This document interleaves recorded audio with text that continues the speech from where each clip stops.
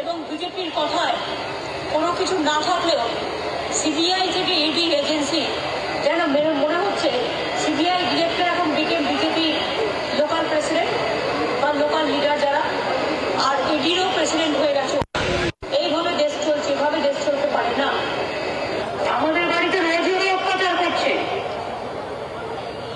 তাই স্বাভাবিকভাবে এরকম একাধিক ক্লিপ রয়েছে যেখানে মুখ্যমন্ত্রী সরাসরি তিনি এই বিষয়ে উস্কানিমূলক কথা বলছেন এবং সেই কারণে আজকের এই ঘটনা যা গোটা পশ্চিমবঙ্গে মানুষ লজ্জিত হয়েছে।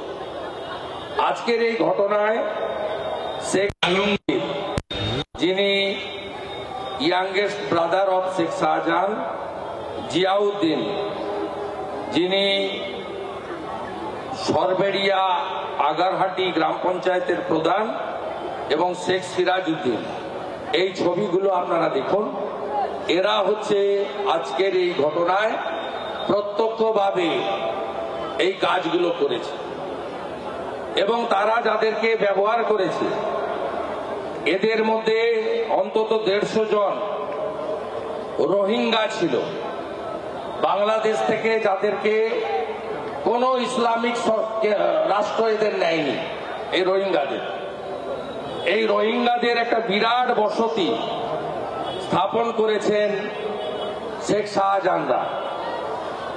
তাদেরকে লেলিয়ে দিয়ে, মহিলাদেরকে লেলিয়ে দিয়ে যেভাবে এনফোর্সমেন্ট ডাইরেক্টরেটদের লোকেদেরকে আক্রমণ করা হয়েছে, সরাসরি ভারতবর্ষের সংবিধানকে, তার আইন ব্যবস্থাকে এবং তার যে সরকারি যে গভর্নেন্স, প্রশাসনিক ক্ষমতা, তাকে চ্যালেঞ্জ করেছেন এই গুন্ডারা। আমরা মনে করি যে পশ্চিমবাংলায় আইনের শাসন নেই এবং পশ্চিমবঙ্গে অবিলম্বে রাজ্যপালের উচিত কেন্দ্রীয় হস্তক্ষেপের জন্য সুপারিশ করা। আমি একটু আগেই আসার আগে 1টা নাগাদ মহামান্য রাজ্যপালের একটি অডিও, তার বার্তা পেয়েছি, শুনেছি।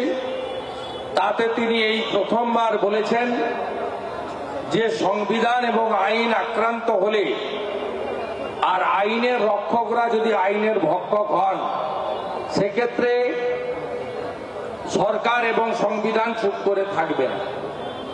আমি মহামান্য রাজ্যপাল মহোদয়কে বলবো, আপনি পঞ্চায়েত নির্বাচনের সময় অনেকগুলো এলাকায় যাওয়ার চেষ্টা করেছেন, সরকারকে সতর্ক করেছেন। আপনার ওয়ার হাউস যেটা বানিয়েছিলেন রাজভবনে, সেখান থেকে প্রায় 7-8 হাজার কমপ্লেন আপনি রাজ্যের মুখ্য সচিব, স্বরাষ্ট্র সচিব, ডিজিপি এবং তৎকাল নির্বাচন স্টেট ইলেকশন কমিশনার মমতার পোষ্য রাজীব সিনহাকে পাঠিয়েছিলেন। তার একটারও সমাধান হয়নি, মানুষ বিচার পায়নি। তাই সতর্কবার্তা না দিয়ে সরাসরি আপনি কেন্দ্রীয় সরকারকে এই রাজ্যের গুন্ডাদের সরকার, চোরেদের সরকার, জঙ্গিদের সরকার, মাফিয়াদের সরকার, রাষ্ট্রবিরোধী সরকার, তার বিরুদ্ধে, তার গুন্ডাদের বিরুদ্ধে ব্যবস্থা নেওয়ার জন্য সুপারিশ করুন। এটা পশ্চিমবঙ্গের লোক আশা করে।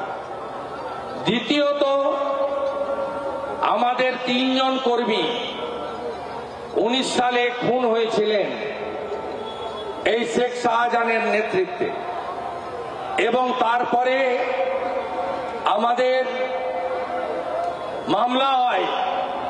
সেই মামলা 21 সালে পুলিশ 29 জনের মধ্যে অতি সাধারণ 2 জনের নাম রেখে বাকিদেরকে ফাইনাল রিপোর্ট করে চার্জশিট থেকে বাদ দেয়। আমরা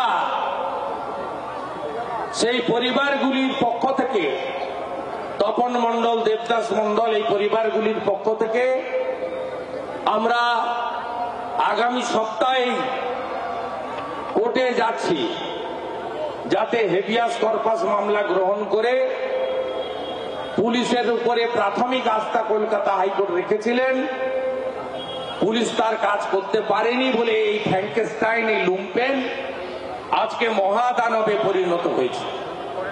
এবং এর জন্য সিপিএমও দায়ী, কারণ এই মাফিয়া ডন দাউদ ইব্রাহিমের আরেক স্বরূপ ছোট দাউদ শাহজাহান শেখের হাতে খড়ি 2007 সালে সিপিআইএমে, পরবর্তীকালে 13 সালে পুলিশ আবার বালু মল্লিকের সান্নিধ্যে গুন্ডাদের মাফিয়াদের পার্টি পরিবারবাদী পার্টি তৃণমূল কংগ্রেসের নাম লেখায় 2018 পঞ্চায়েত, 2019 লোকসভা, 2021 বিধানসভা, এমনকি 2023 পঞ্চায়েতে ওই এলাকাতে কাউকে নমিনেশন পর্যন্ত করতে দেয়নি। এবারেও জেলা পরিষদের যেখানে 50-60টি বুথ 75-80 হাজার ভোটার থাকে, সেখানে 64,000 ভোটের ব্যবধানে জয়ী হয়েছে। বিরোধী প্রার্থী মাত্র 1200টি ভোট পেয়েছে। এই জায়গায় দাঁড়িয়ে যারা শুধু জমি লুট করেনি, ফিশারি লুট করেনি, সরকারি জায়গায় ইটভাটা টালিভাটা করেনি, হেরোইন পাচার গরু পাচার চক্রের সঙ্গে যুক্ত শুধু নয়, এরা মমতা ব্যানার্জির হাতিয়ার এবং ভোট লুট করে সন্দেশখালী, মিনাখা, হাড়োয়া, বসিরহাট, হাসনাবাদ, বাদুড়িয়া এই এলাকায় ত্রাসের রাজত্ব সুন্দরবনে এরা চালু রেখেছে। এবং এর বিরুদ্ধে হেরোইন পাচারের গুরুতর অভিযোগ রয়েছে। কলকাতা পোর্টে 100 কোটি টাকার হেরোইন বাজেয়াপ্ত হয়েছিল, সেখানেও শাহজাহান শেখের লিঙ্ক আছে। তাই এই ধরনের এলিমেন্টকে যদি বিচ্ছিন্ন করতে হয়, তাদেরকে যদি আইনের আওতায় আনতে হয়, তাহলে মমতা ব্যানার্জি এবং তার ভাইপোকে প্রথমে আইনের আওতায় নিয়ে যেতে হবে এবং এই পশ্চিমবঙ্গে গুন্ডা পুলিশ আর তৃণমূলের যে ত্রয়ীদের আঁতাত, এই আঁতাতকে ভাঙতে হবে। সে কাজটা আমরা করব, আমরা ব্যবস্থা নেব।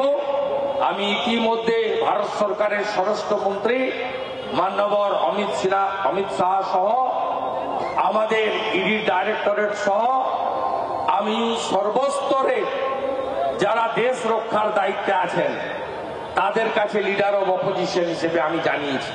আমাদের রাজ্যের সভাপতি লিখিতভাবে কেন্দ্রীয় স্বরাষ্ট্রপতি মন্ত্রী সম্মানীয় অমিত শাহজিকে আবেদনও করেছেন।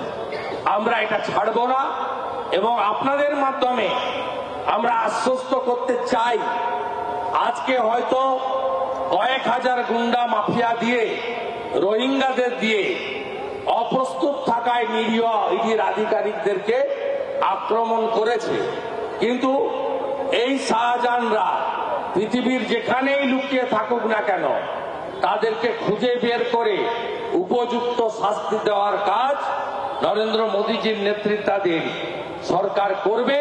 এটা আমি পশ্চিমবঙ্গের লোককে আপনাদের মাধ্যমে আশ্বস্ত করতে চাই।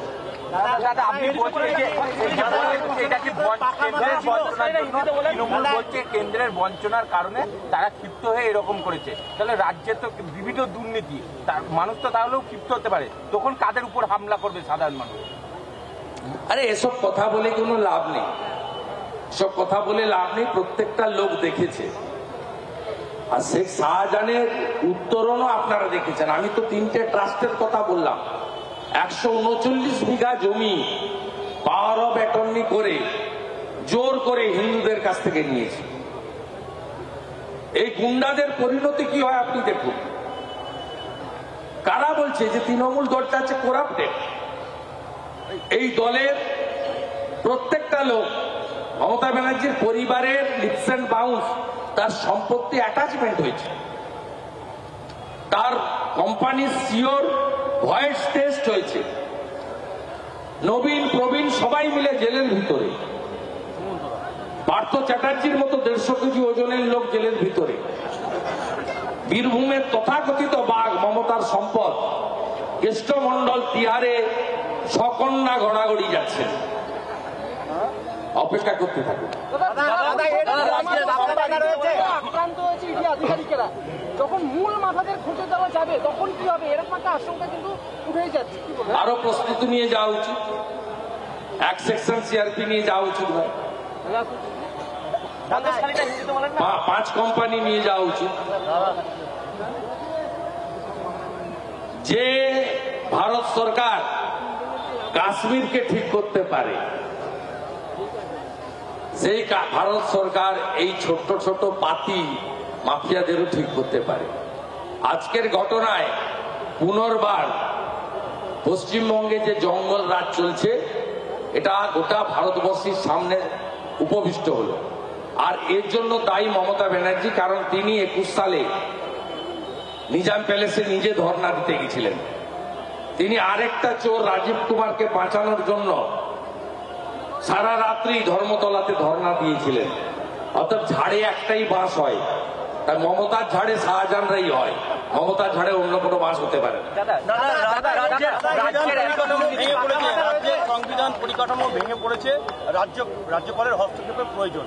এই যে মামলায় হস্তক্ষেপের প্রয়োজন নেই, রাজ্যপাল অনেকবার হস্তক্ষেপ করেছে, ওকে কেউ ওর কথা কেউ শোনে না।